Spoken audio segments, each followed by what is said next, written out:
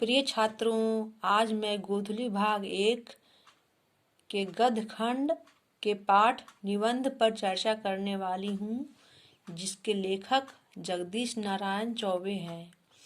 जगदीश नारायण चौबे का जन्म 1939 ईस्वी में मोर, पटना में हुआ। इनके पिता का नाम पंडित अरिमर्दन चौबे एवं माता का नाम श्रीमती देवपति देवी था।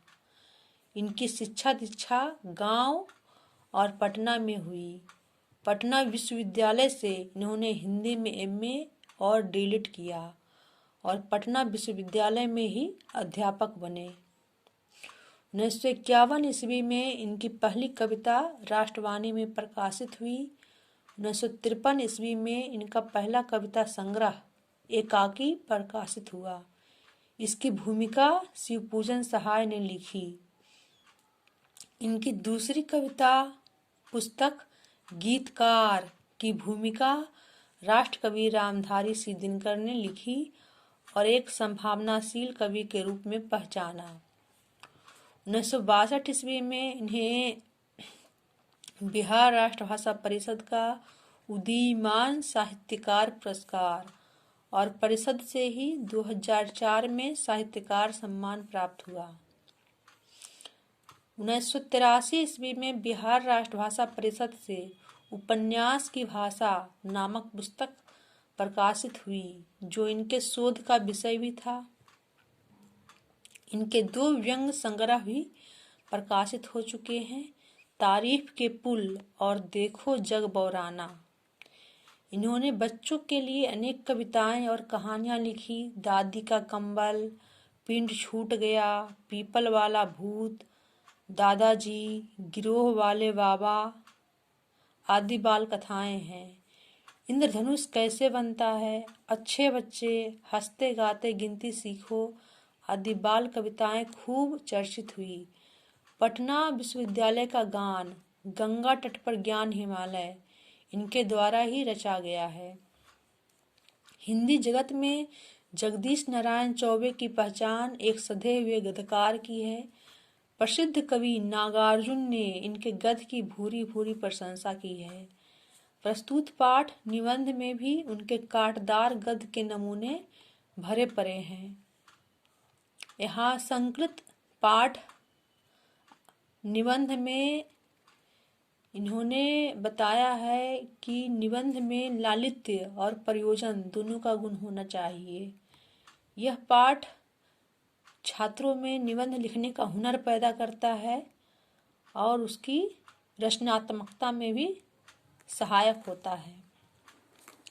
तो आइए हम लोग जो है निबंध पाठ देखते हैं। निबंध पाठ में जगदीश नारायण चौबे ने निबंध लिखने का हुनर सिखाया है, कैसे निबंध लिखा जाना चाहिए। जैसे जो है हम लोग निबंध का शुरुआत अधिकतर गाय के लेख से करते हैं। तब बच्चे जो 5वीं क्लास में जो है गाय पर लेख लिखते थे, वही लेख जो है इंटर बीए तक में भी लिखने लगते हैं। और ऐसा अनुभव होता है कि बेकूफ मंडूक ही रह गए अर्थात कुएं का मेढक। निबंध कितने पेजों में लिखा जाना चाहिए, कितने पृष्ठों में लिखा जाना चाहिए, इसकी कोई निश्चित पृष्ठ संख्या नहीं होती है। निबंध के कलेवर बढ़ने के साथ साथ उसका नाम भी बदल जाता है। जैसे प्रबंध निबंध, महानिबंध, शोध प्रबंध, शोध निबंध। निबंध विचारों की सुनियोजित अभिव्यक्ति है, इसलिए उसमें कसाव होना चाहिए, ढीलापन नहीं होना चाहिए। निरंतर प्रवाह निबंध का अनिवार्य विषय है, उसमें निरंतर प्रवाह होना चाहिए। फ्रांसिस बेकन और आचार्य शुक्ल के निबंध इसके उदाहरण हैं। आचार्य शुक्ल एक प्रसिद्ध निबंधकार थे। उन्होंने निबंध लिखा मित्रता, जो अत्यंत प्रसिद्ध है। पाठ लेखक को यह भी बताना होगा कि निबंध, खासकर हिंदी निबंध, ना तो कहीं की ईंट और कहीं के रोड़े से निर्मित होता है और ना तो भानुमति का पिटारा ही है। निबंध में कल्पना शक्ति की आवश्यकता है। जितना अधिक छात्र कल्पना करेंगे निबंध, उतना ही बेहतर होगा और उसकी भाषा शैली भी उतनी ही आकर्षक होगी। तो निबंध में कल्पना अज्ञात लोक का प्रवेश द्वार है। जैसे अगर किसी को जो है गाय पर लेख लिखना है तो उसके लिए कृषि, कृषक, डेयरी फार्म, चर्मोद्योग, संस्कृति, राजनीति, गौशाला, गोरक्षणी, काजी घर, चारागाह, दुग्ध उत्पादन, मूल्य वृद्धि, सांप्रदायिक सद्भाव, गो पूजा, गोरक्षा और गोपालन जैसे अनेक पक्ष हैं जिन पर निगाह जानी चाहिए। गोदान पर तो जो है उपन्यास ही है।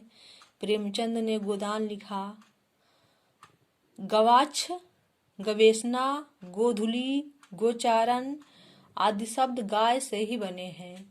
गोबर गैस प्लांट अथवा ईंधन संबंधी समस्याओं को लेकर भी गाय पर निबंध लिखे जा सकते हैं। और लेखक कहते हैं कि पटने में तो गाय पर बढ़िया निबंध लिखने के कई प्रेरणा स्रोत हैं। सड़क की सड़क बथान बनी हुई है और कौन सी सड़क ऐसी है जहां गायें सांड की तरह नहीं घूमती। कौन ऐसा गोभक्त है जो दूध लेने के बाद गायों को खुला नहीं छोड़ता।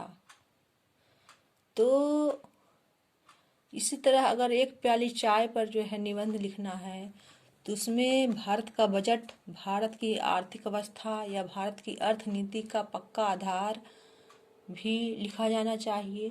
चाय उद्योग, चाय मजदूर, चाय व्यवसाय, चाय निर्यात, भारत में चाय के विदेशी उद्योगपति आदि पर भी निबंध लिखा जा सकता है। तो इस तरह हम लोग देखते हैं कि निबंध विस्तृत है। निबंध को आकर्षक, विश्वास उत्पादक तथा रोचक बनाने के लिए विषय से जुड़ना और जुड़कर अपने अनुभवों का तर्कसंगत ढंग से उल्लेख करना नितांत आवश्यक है। आज निबंध आत्मनिष्ठ होते हैं।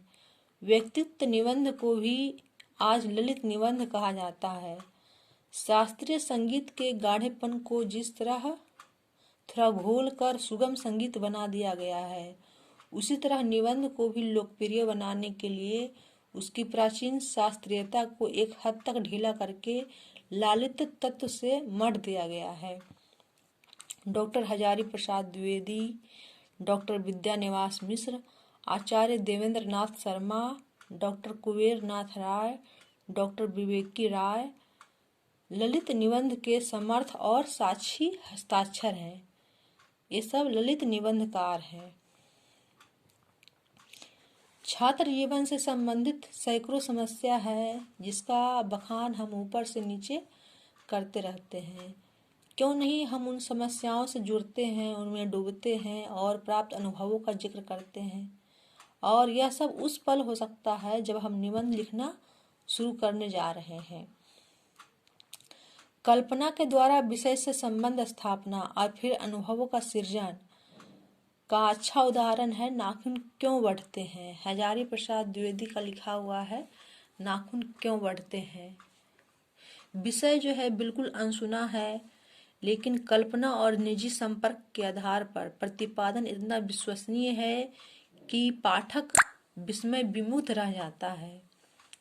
इसमें मनुष्य की आदिम व्यवस्था से लेकर आज तक की जयात्रा का समस्त वृत्तांत है और सभ्यता के बाद भी मनुष्य के भीतर वाले पशु का बढ़ते नाखूनों के रूप में सिर उठाना हमारे विचारों को झकझोर देता है। जब हम पढ़ते हैं नाखून क्यों बढ़ते हैं तो इसमें पूरी चर्चा होती है। तो इस प्रकार हम पाते हैं कि सूझबूझ से काम लेने पर हमारे निबंध प्रेरणादायी भी हो सकते हैं। यूं तो कल्पना और व्यक्तिगत अनुभवों के मेल से बढ़िया निबंध लिखे जा सकते हैं, परंतु निबंध को अगर वजनदार बनाना है तो इसका एक तीसरा तत्व भी है। विषय से संबंधित आंकड़े, पुस्तकीय ज्ञान, पत्र पत्रिकाओं की सूचनाएं और विभिन्न लेखों निबंधों से प्राप्त जानकारियां, इन सबों का यथास्थान उल्लेख करके निबंध को विचारपूर्ण बनाया जा सकता है। ध्यान इतना रखना होगा कि निबंध बहुत उबाऊ और शोधमुखी ना बन जाए। डॉक्टर हजारी प्रसाद द्विवेदी का निबंध ललित निबंध है और विद्यानिवास मिश्र भी ललित निबंधकार की कोटि में आते हैं। तो निबंध कहाँ से शुरू करे और कहाँ खत्म करे, यह भी छात्र अधिकतर पूछते हैं।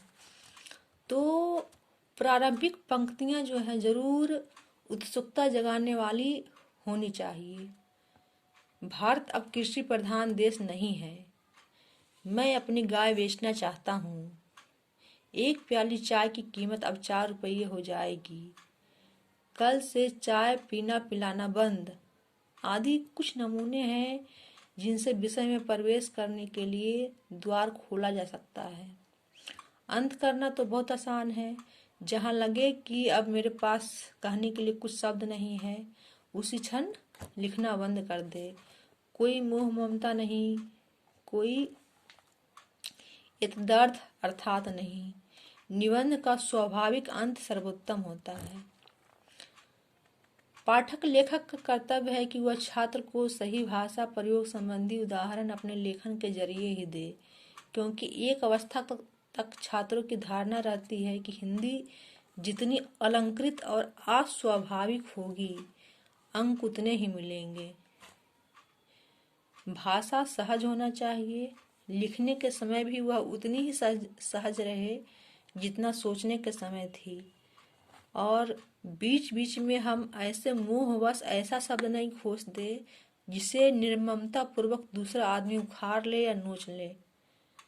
बड़े बड़े वाक्य तभी लिखे जब उसमें भाषा को संभालने की शक्ति हो और नियंत्रित करने के गुण आ जाए। भाषा पर अधिकार हो जाने के उपरांत हम जैसा चाहे वैसा लिख सकते हैं। इसे पाठक अपने ध्यान में रखे। निबंध को सुरुचिपूर्ण बनाने की दिशा में भाषा के महत्व को बराबर ध्यान में रखना चाहिए, तभी मेहनत सार्थक होगी। इस तरह आपने निबंध कैसे लिखा जाना चाहिए यह सीखा। धन्यवाद।